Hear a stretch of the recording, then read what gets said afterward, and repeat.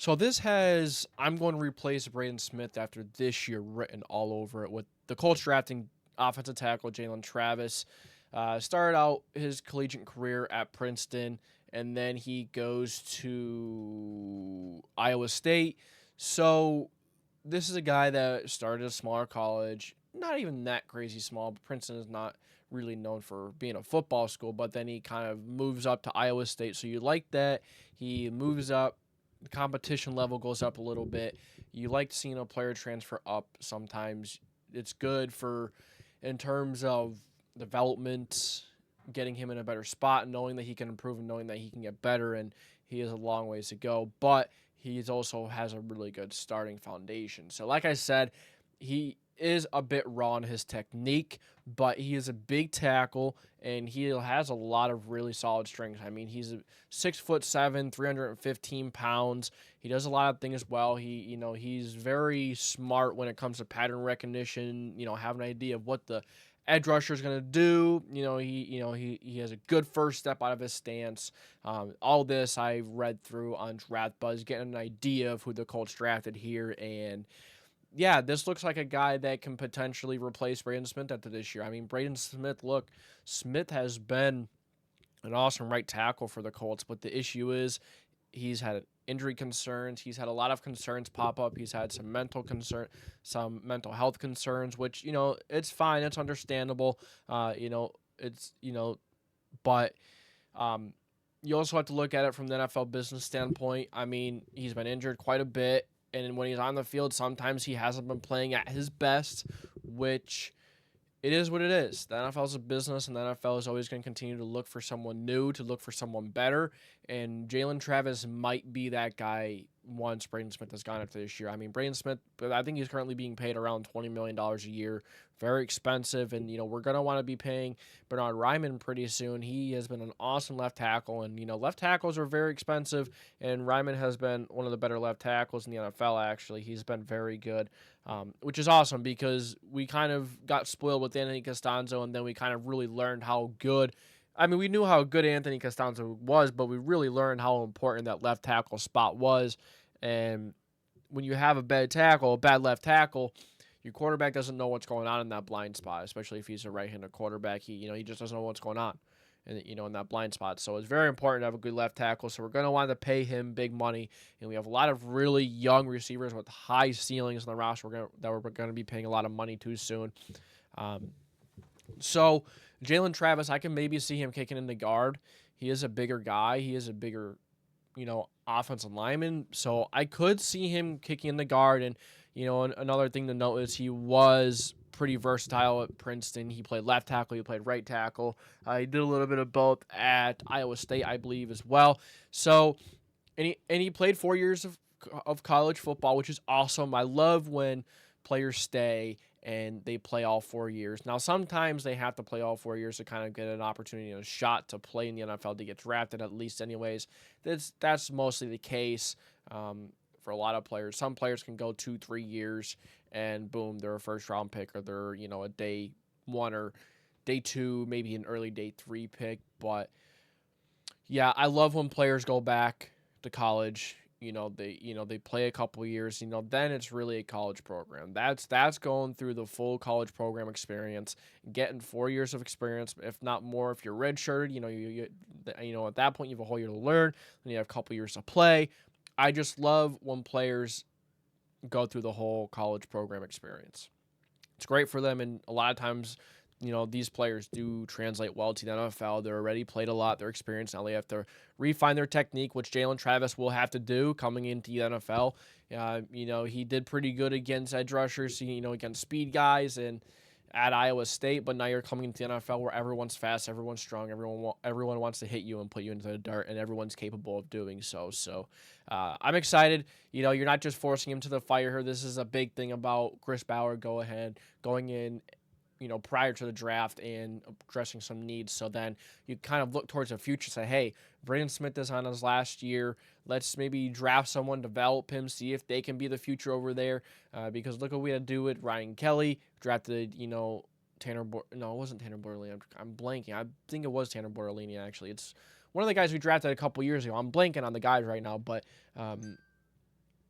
he was drafted a couple years ago, and now he's going to step up into Ryan Kelly's role. Last year, he stepped in a little bit, looked pretty good. So, the ceiling is high. There's a lot of promise there. We'll see how we're going to figure out the Will Fry situation. It just gets to a point where, okay, you have to start drafting guys in advance. And, that's what happens when you address needs in free agency. You don't go scrambling in the draft. You get to look towards the future, and you get to build towards the future while also being really good this year, while also, addressing some major needs in free agency, which I feel like is a better way around. I feel like you need to address your biggest needs in free agency because, even expecting some first-round picks to come out right away and perform, and at least hold their own is asking a lot.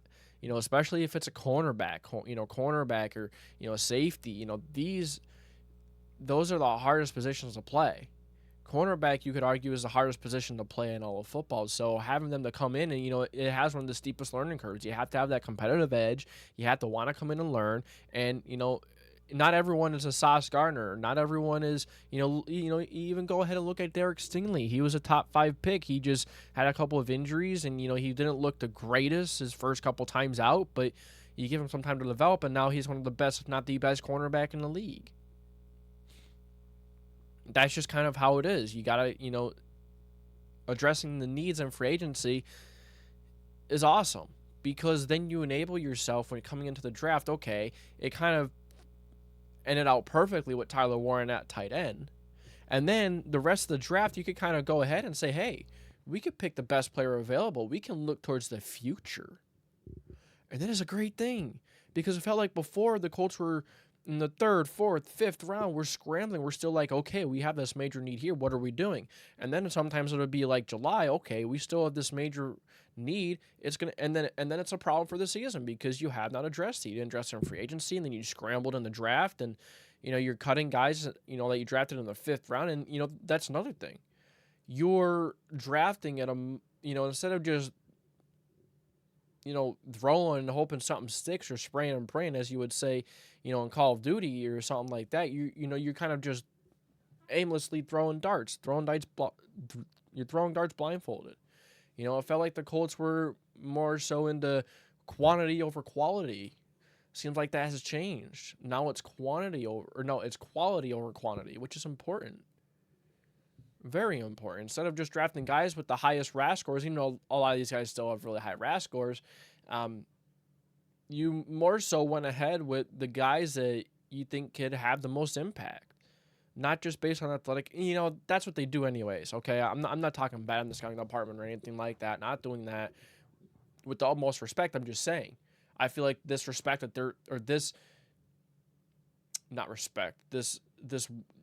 way that they're handling it, the way that they're handling it now is much better than what it was.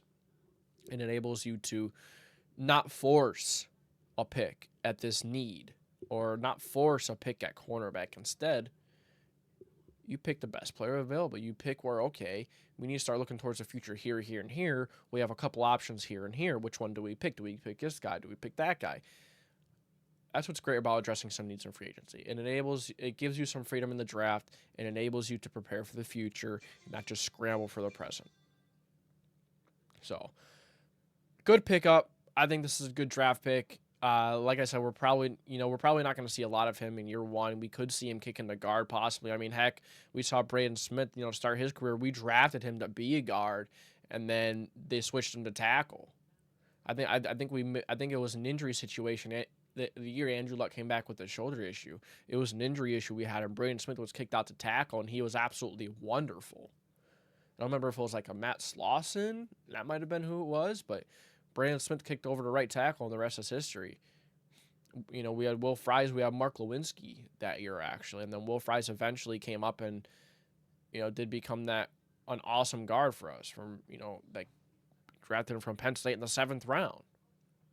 Sometimes those guys pan out, sometimes they don't, but yeah, good pickup. Maybe Jalen Travis will kick into guard. Maybe Braden Smith will kick into guard, and Jalen Travis will be right tackle if they think he's ready. But I think he's going to need some refining at right tackle. I don't think he's ready to start in the NFL.